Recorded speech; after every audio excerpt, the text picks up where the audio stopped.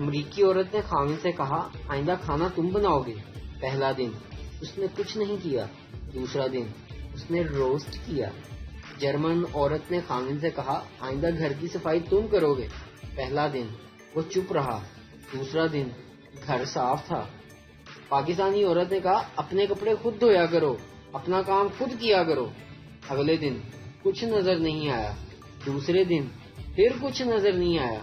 تیسرے دن آنکھ کی سوجن کچھ اتری تو تھوڑا تھوڑا نظر آیا. دروازے پر دستک ہوئی تو دیکھا باہر ایک بندہ پیزا لیے کھڑا ہے.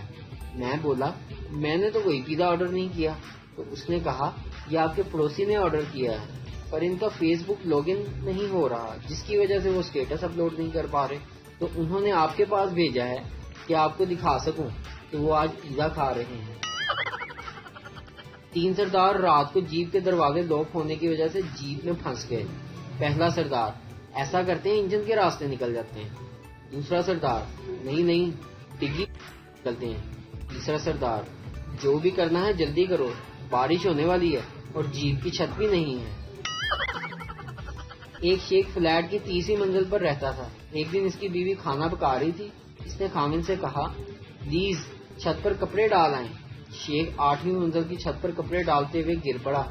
گرتے ہوئے جب اپنی کھڑکی کے پاس پہنچا تو زور سے بولا شاہدہ میری روٹی نہ پکائیں. ایک سردار نے پریشر کوکر خریدا اور دوسرے دن ہی واپس کرنے آ گیا. دکاندار کیوں, کیا ہوا؟